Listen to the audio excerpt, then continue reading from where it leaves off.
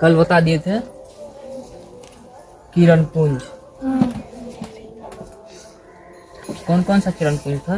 पहला 3 तो किरण पुंज कितने प्रकार? 3 प्रकार। जैसे कोई एक निश्चित बिंदु से जब सभी दिशाओं में फैलती है किरणें,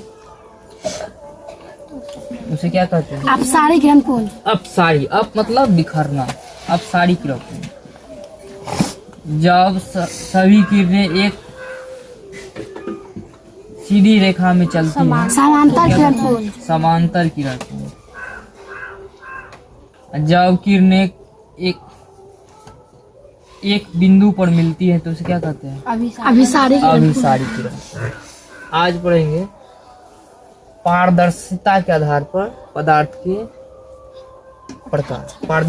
पारदर्शिता के आधार पर पदार्थ के प्रकार। तो पहला होता है पारदर्शी पदार्थ। पारदर्शी पदार्थ किसे कहते हैं? तो वे पदार्थ जिनसे होकर प्रकाश आसानी से पार कर जाता है। वे पदार्थ जिनसे होकर प्रकाश आसानी से पार कर जाता है उसे क्या कहते हैं? पारदर्शी पदार्थ। जैसे कांच, इसको शीशा कहते हैं। कांच क्या है? पारदर्शी पदार्थ। पानी क्या है? पारदर्शी पदार्थ।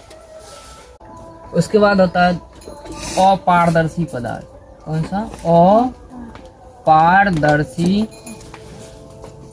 पदार्थ। अपारदर्शी पदार्थ किसे कहते हैं? जिससे प्रकाश आर पार नहीं दिखे। मतलब क्या? नहीं। वे पदार्थ जिनसे होकर प्रकाश पार नहीं कर पाते हैं। वे पदार्थ जिनसे होकर प्रकाश पार नहीं कर पाते उसे क्या कहते हैं? अपारदर्शी पदार्थ। जैसे लकड़ी,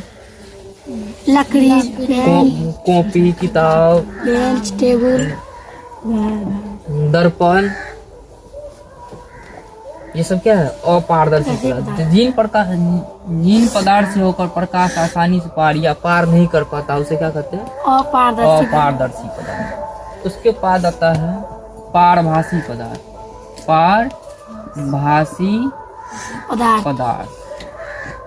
पारभासी पदार्थ किसको कहते हैं? जिससे प्रकाश का कुछ ही अंश पार। वे पदार्थ जिनसे होकर प्रकाश का कुछ ही अंश पार कर पाता उसे क्या कहते हैं? पारभासी पदार्थ। जैसे तेल लगा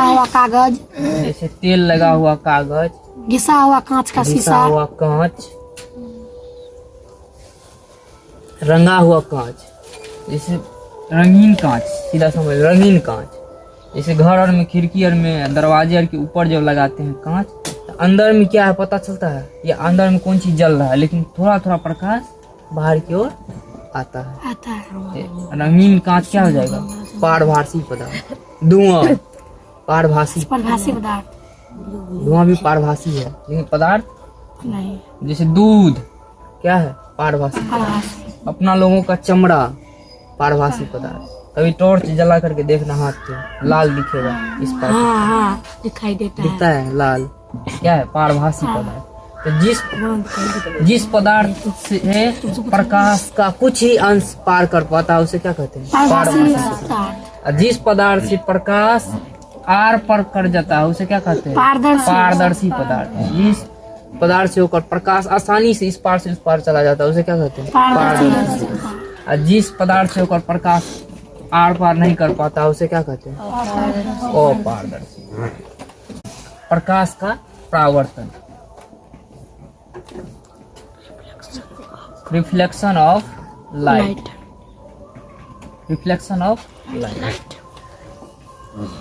प्रकाश का परावर्तन। तो प्रकाश का परावर्तन क्या है? जैसे ये प्रकाश है, किसी सतह से टकराएगा तो क्या हो जाएगा? लौट जाएगा अपनी पथ पर, या अगर सीधी जाएगी तो अपने पथ पर लौट जाएगी। अगर जैसे टेढ़ी जाएगी टेढ़ी लौटेगी।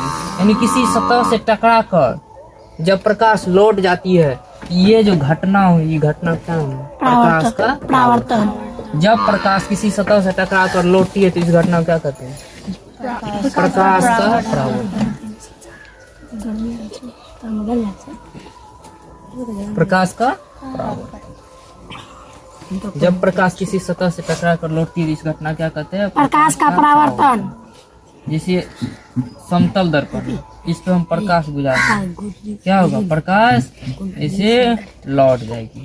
कभी दिया है दर्पण के साथ किसी का आंख पे दिया है, प्रकाश में जाकर के ऐसे सूर्य प्रकाश में जाकर के किसी का आंख में, कभी घर पे, कभी इधर, कभी उधर देते हैं ना, वही क्या है? प्रकाश के परावर्तन। जैसे दर्पण पे आते हैं प्रकाश और उससे लौट जाते हैं, इसी क्या कहते हैं? प्रकाश का परावर्तन। जैसे दर्पण को जैसे जैसे झुकाते थे वैसे वैसे क्या होता है? प्रकाश उधर जाते रहता था। इस थाली से भी करते थे कभी कभी। ये सब क्या है? प्रकाश का परावर्तन।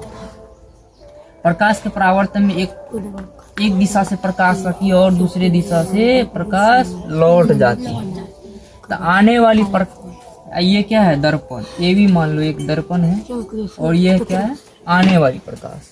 तो आने वाली प्रकाश की किरणें को क्या कहते हैं? आपतित किरण। क्या कहते हैं? आपतित किरण। आपतित किरण। आने वाली प्रकाश की किरणें को क्या कहते हैं? आपतित किरण। और लौटने वाली प्रकाश की किरण क्या कहते हैं? परावर्तित किरण। परावर्तित किरण। लौटने वाली प्रकाश की किरण को क्या कहेंगे? परावर्तित किरण। और आपतित किरण और परावर्तित किरण के बीच में एक लंब डालते हैं जिसे क्या कहते हैं? अभिलंब। क्या कहते हैं? अभिलंब। अभिलंब। आपतित किरण और परावर्तित किरण के बीच में एक लंब डालते हैं जिसे कहते हैं? अभिलंब। अभिलंब। इसे एन द्वारा सूचित करते हैं। ये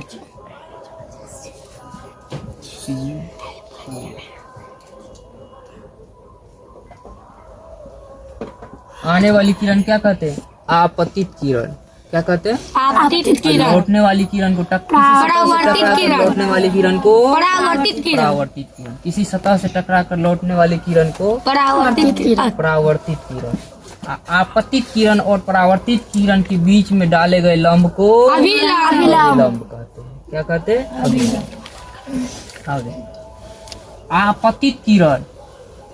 आपतित किरण और दर्पण या कोई सतह के बीच बने कोण को आपतन कोण कहते हैं। क्या कहते हैं? आपतन कोण। क्या कहते हैं? आपतन कोण। और किसी सतह से टकरा कर लौटने वाली किरण और उस सतह के बीच बने कोण को क्या कहते हैं? परावर्तन कोण। परावर्तन कोण। क्या कहते हैं? परावर्तन। प्रकाश के परावर्तन के कितने नियम है? 2। प्रकाश के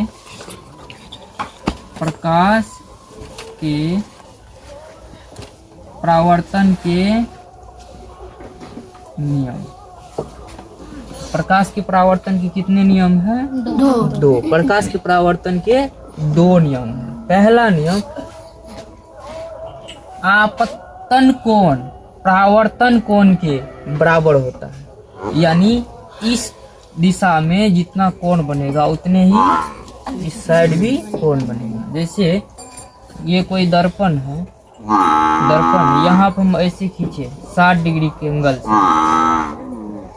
इधर भी लौटेगा 60 डिग्री के एंगल से कोण बनाते हुए। अगर हम इधर से 45 डिग्री के एंगल से भेजेंगे प्रकाश की किरण तो यहाँ भी 45 डिग्री की एंगल से प्रकाश की किरणें गुजरेगी। कोई दिक्कत? यानी जितना एंगल से इधर हम भेजेंगे उतने एंगल से यही क्या है? प्रकाश के परावर्तन के पहला नियम। यानी आपतन कोण हमेशा परावर्तन कोण के बराबर होता है। आपतन कोण हमेशा परावर्तन कोण के बराबर होता है। आपतन कोण को आई से सूचित करते हैं और परावर्तन कोण को आर से। यानी पहला नियम हो गया कोण आई बराबर कोण आर। यानी आपतन कोण हमेशा परावर्तन कोण के बराबर होता है। उसके बाद होता है दूसरा नियम, आपतित किरण और परावर्तित किरण। आपतित किरण परावर्तित किरण और अभिलंब। आपतित किरण, परावर्तित किरण और अभिलंब तीनों एक ही बिंदु के एक तल में होते हैं। एक ही बिंदु है और एक तल में है ना, तीनों एक ही बिंदु के एक तल में। आपतित किरण, परावर्तित किरण और अभिलंब तीनों एक ही बिंदु के एक तल में होते हैं। यही है प्रकाश परावर्तन का दूसरा नियम। उसके बाद होता है प्रतिबिंब। प्रतिबिंब, प्रतिबिंब, इमेज। तो प्रतिबिंब क्या है? तो किसी बिंदु वस्तु से, जैसे दर्पण रखा हुआ है यहाँ पे, तो कोई यहाँ एक वस्तु रखी हुई है, इस बिंदु वस्तु या वस्तु से जब प्रकाश इस दर्पण पे टकराएगी और दर्पण पर से लौट करके, दर्पण से लौट कर जिस बिंदु पर मिलेगी उस बिंदु को क्या कहेंगे? प्रतिबिंब। प्रतिबिंब। यानी किसी बिंदु वस्तु से आ रही प्रकाश की किरणें, किसी बिंदु वस्तु से आ रही प्रकाश की किरणें दर्पण से परावर्तन के बाद जिस बिंदु पर मिलती है या मिलती हुई मालूम पड़ती है, उस बिंदु को, उस बिंदु वस्तु का प्रतिबिंब कहते हैं। किसी बिंदु से आ रही प्रकाश की किरणें दर्पण से परावर्तन के बाद, दर्पण से परावर्तन के बाद जिस बिंदु पर मिलती है या मिलती हुई मालूम पड़ती है, उस बिंदु को क्या कहते हैं? इस वस्तु का प्रतिबिंब, प्रतिबिंब कहते हैं।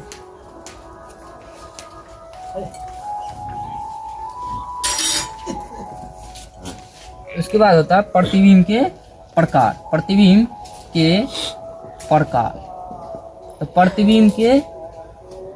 प्रतिबिंब दो प्रकार के होते हैं। प्रतिबिंब दो प्रकार के होते हैं। पहला होता है वास्तविक प्रतिबिंब, वास्तविक प्रतिबिंब। दूसरा होता है काल्पनिक प्रतिबिंब, काल्पनिक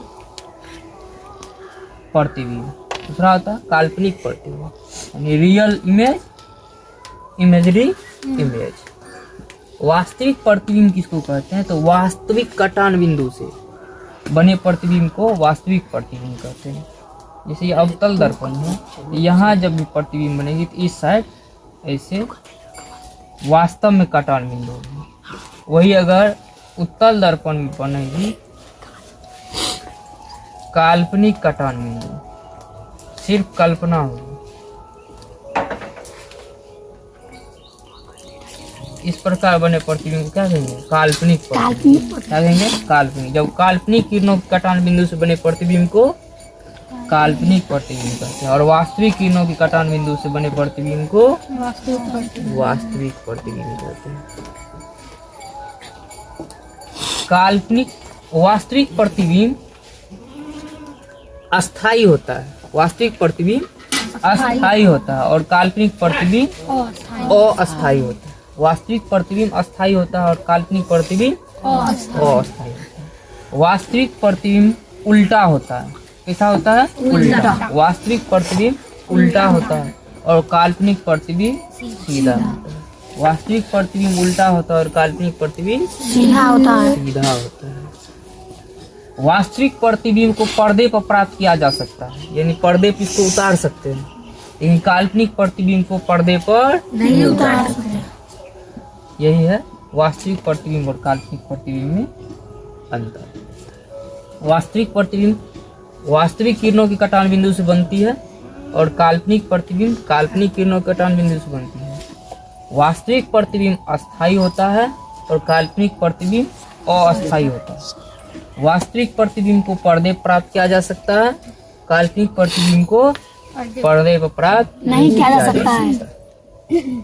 आज के लिए बस इतना। कल पढ़ेंगे दर्पण, कल पढ़ेंगे दर्पण।